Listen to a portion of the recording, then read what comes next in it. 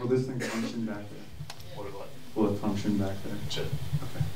I'm going to walk back and stand right there in the back of the room, because what I'm hoping is going to happen is that you all are going to fall into this illusion of this story, and that I won't be present, and that it'll be sort of miraculous. So I'm going to remove myself first. Does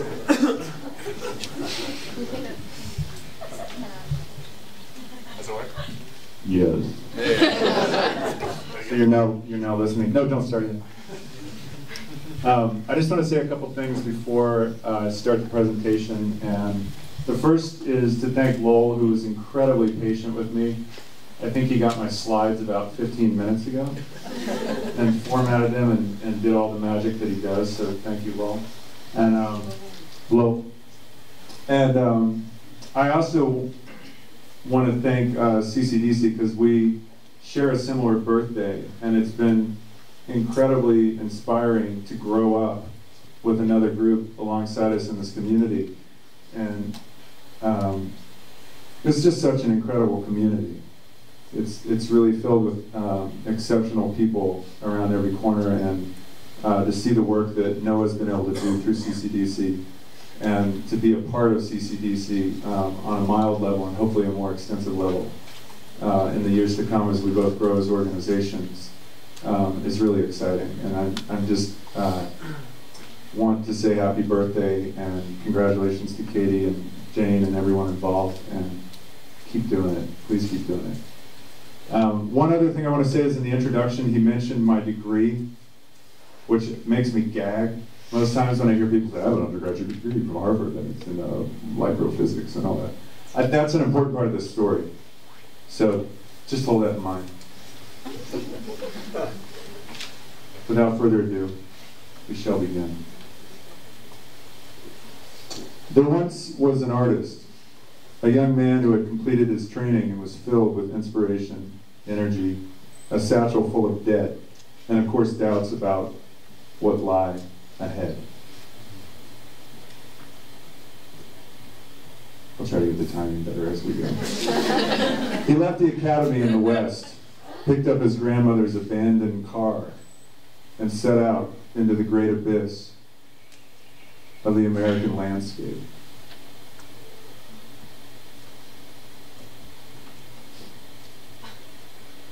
It was a strange and complicated world, one filled with far too many options, directions, and possibilities for one to make any sense of. The young man was lost and desperately seeking meaning in the labyrinth. What to do, who to be, what next? And all the while he remained open to what lay ahead, maintaining a deep sense of wonder and awe at all that was mysterious and unknown around him. That's me, the blurry part at the bottom. On his travels, he was exposed to things he had never known before. Hatred, bigotry, ignorance, and divisions which ran much deeper than he could have imagined. I missed the funny part. He met saints, pilgrims, shamans, and angels disguised in common clothes, each imparting stories and experiences which further led and fed his questions about what it means to be an artist in this world.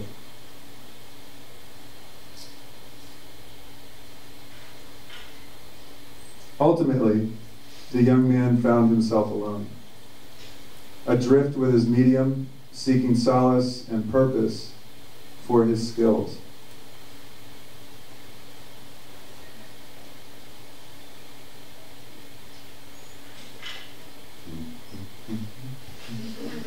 As he turned to the other artists in his world, he felt that they too shared this longing, each looking in every direction for a home beyond the paint, beyond the primer, the clay, the filament, the college loans they would never pay off. The art world seemed unable to provide the answers.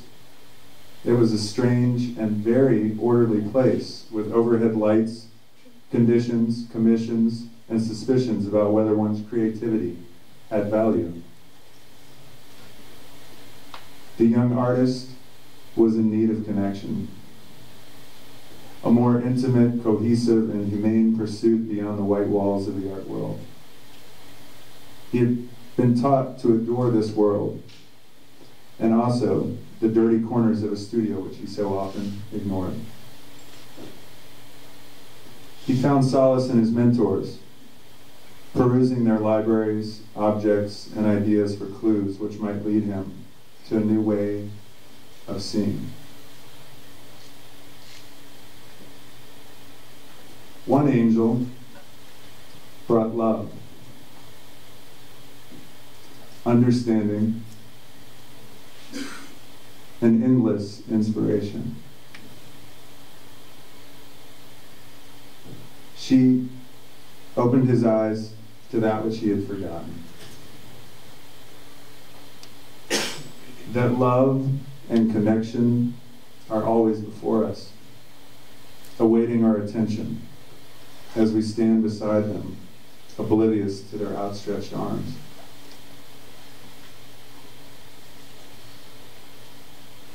The young man turned his attention away from the gallery walls. He soon found commonalities in every man. The need for support, for affirmation, for attention, and for the capacity to grow without fear of failing.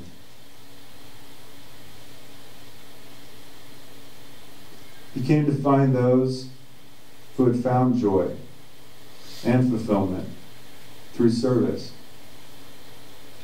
and was astounded that they could care less about Picasso, Madonna, or Jay-Z. The young artist was inspired again.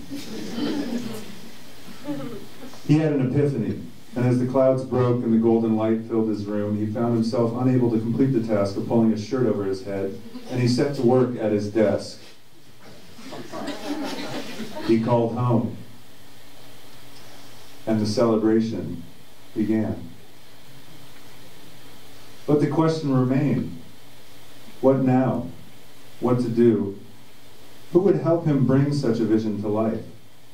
That night, a third angel appeared.